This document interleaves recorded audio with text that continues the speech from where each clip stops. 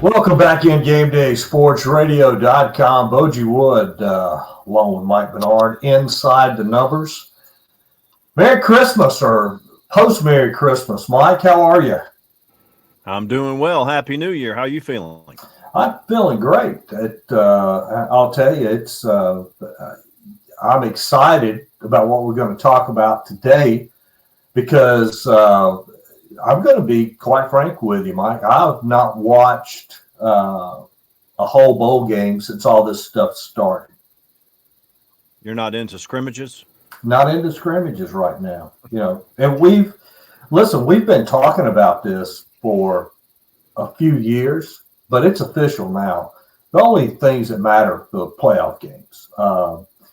Players get into the transfer portal as soon as the regular season's over with.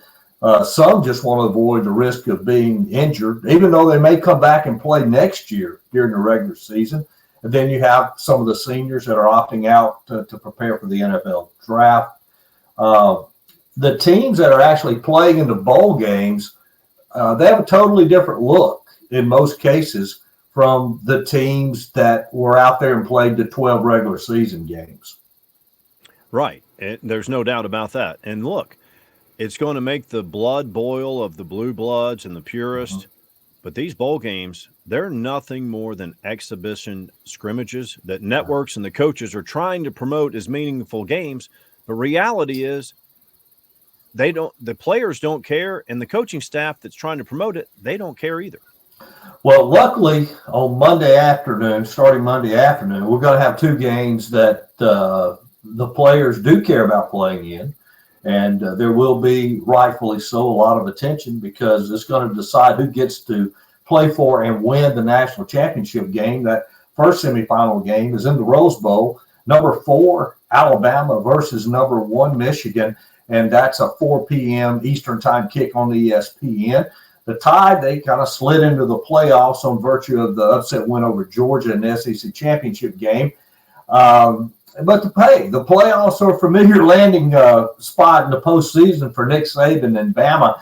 They played in more college football playoff games than anyone. They've been in the playoffs 8 of the 10 years that they've had them. They played a total of 14 games and won 3 national championships. They've certainly been here more than any other school. And, Coach, when Saban has extra time to prep for these bowl games, 3 weeks or more, he's won 8 in a row, winning by 21 points per game. I believe that would be the last time he lost was to Zeke Elliott and Ohio State in that first year. Well, for Michigan, this is their 3rd playoff game. They've gone to the college football play under Harbaugh now for the last 3 years, but they've lost to Georgia and TCU. It's been a soap opera up in Ann Arbor just all season long. Harbaugh started off the season suspended, ended the season suspended.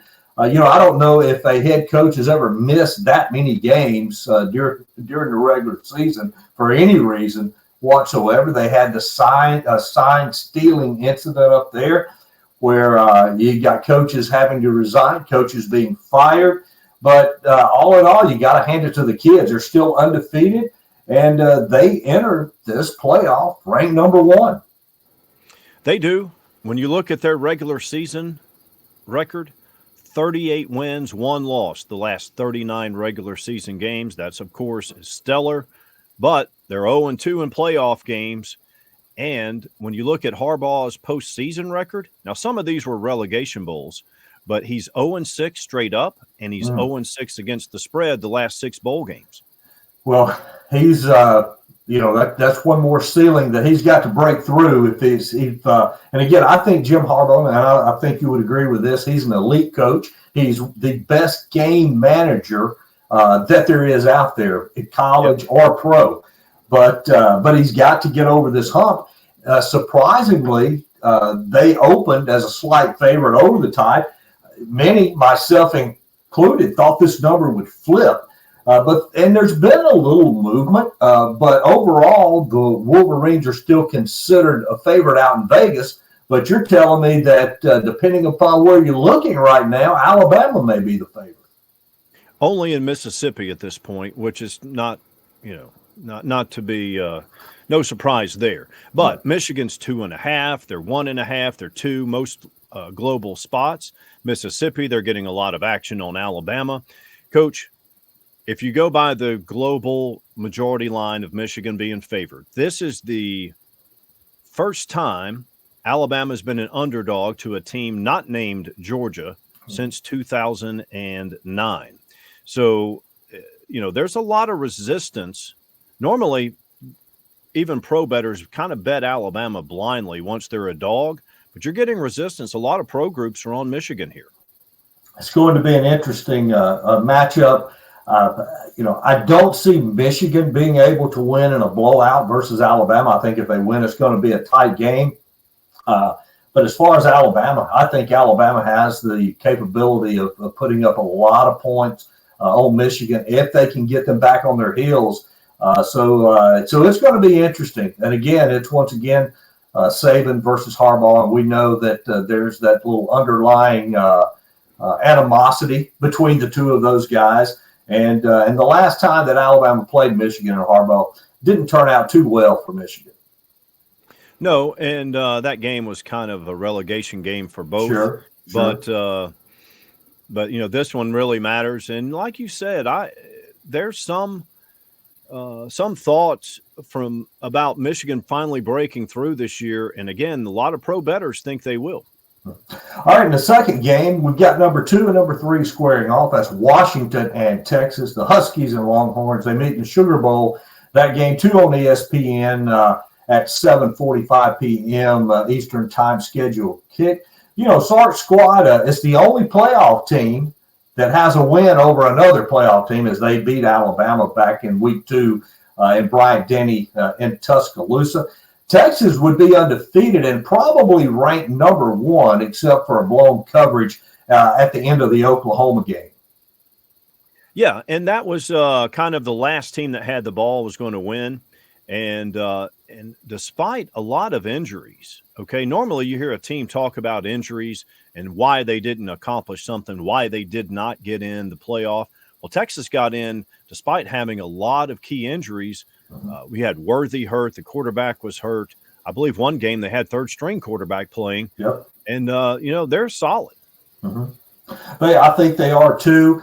A lot of people were looking at those close games, but I don't think they were taking in consideration, as you said, the number of injuries that they were playing with. And if that did anything to help them as they go into the playoffs, it got some backups, a lot of meaningful snaps, and can maybe give them a little depth in this game versus Washington.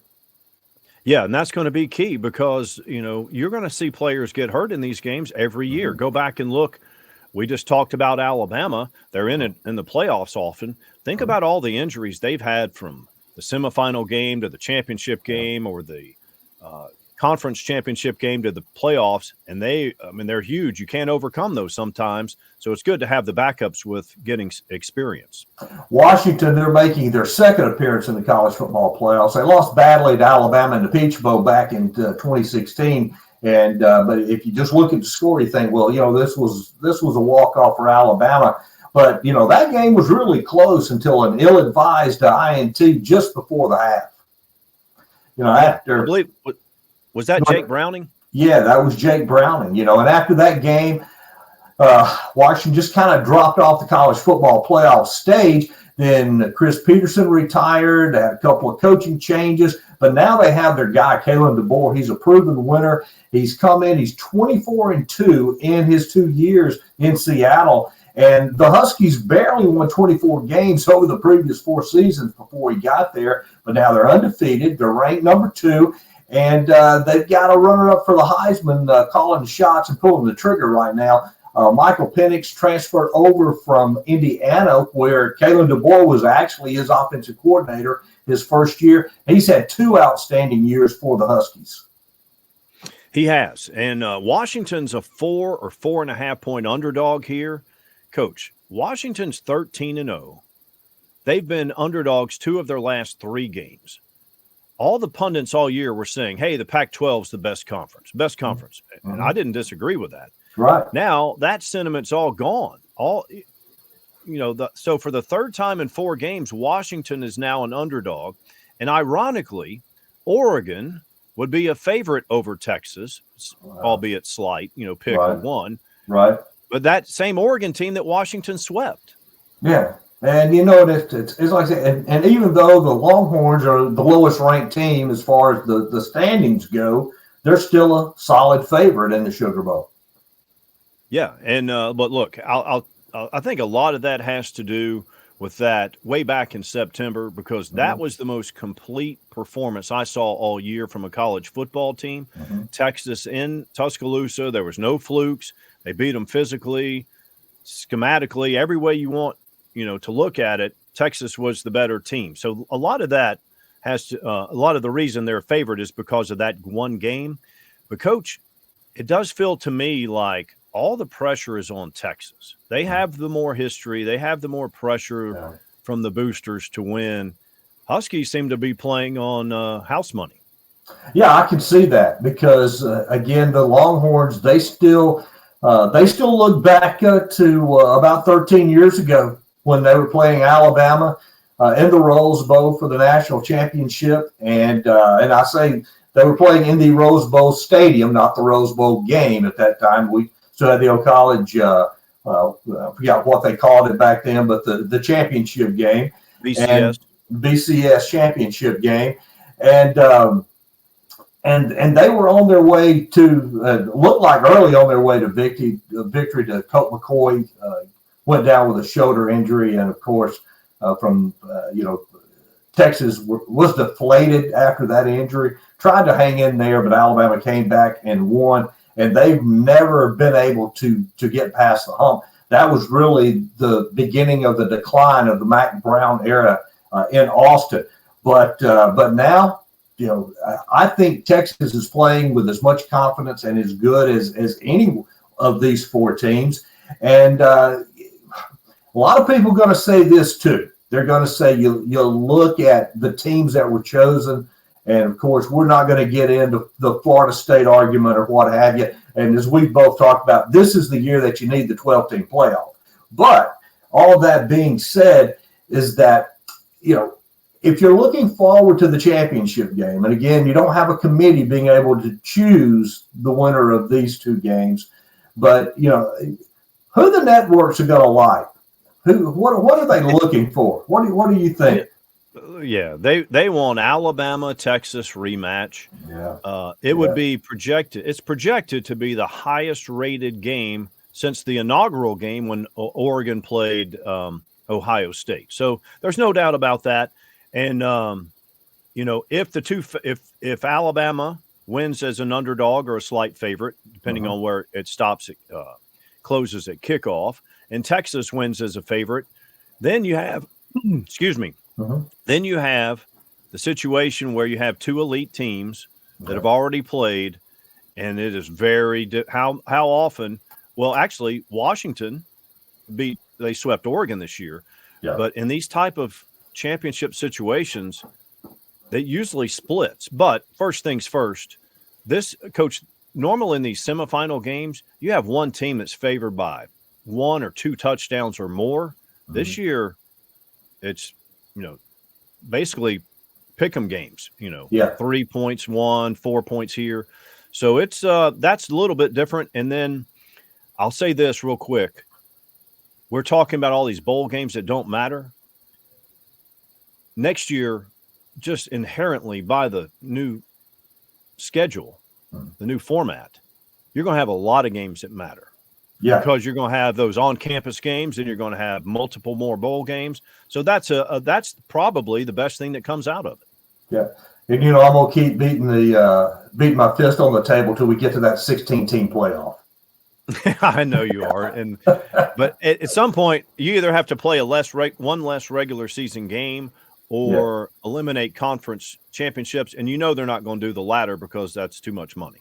Way too much money. And again, going back to the possible matchup between Texas and Alabama, again, you have the fact that Texas beat Alabama earlier this year. You have the long history between Texas and Alabama. And then also now you're talking about if if we were 12 months in the future right now, we would be talking about another all SEC championship game. Right. And here's the thing. One of the things, so many people have said, we saw resistance when the BCS happened, right? Just because people were indoctrinated into, hey, this is how it is. All right. So we're seeing people like, I don't know about the 12 team, this and that. Well, this is the best example. All these meaningless games are the reason in and of itself. But so you're not going to have the 4 versus 5 argument, they say, but you will, because now 4 gets a bye, 5 doesn't. So you're going to have that argument. And then you're going to have 5 versus 12, which is going to be more for the media, because 12 is really not going to have a chance, most cases, on 5's home field. But 6-11, 7-10, you're going to get a hot team. Let's say this year, an Ohio State, an LSU, a Georgia. Who wants to play those teams? Yeah. I mean, you don't want them coming to your place. You're going to be an underdog. No, and depending upon how things fell right now, even throw Ole Miss in the mix. They can make a run. And a 12-team playoff this year. Right. But even an LSU team, so LSU lost to who? Ole Miss, Alabama, Georgia? Florida State, that's right. Yeah. So they lost to all those teams. They could conceivably get in a 12-team format. No, who would want to play that team at full strength? Woo! No, not me. Not me. Well, brother, I hope you have a happy new year and stay safe. And we'll talk. Of course, we'll get back together a little bit later on this week with some NFL news. But we'll be back next week and talk about the results from these 2 semifinal games and look forward to the national championship game. Yep. Enjoyed it, Coach. Happy New Year. Always. Mike Bernard from OTM Sports. Coach Travis Everhart's going to be with us next after this quick break, and we'll be right back on Game Day, sportsradio.com.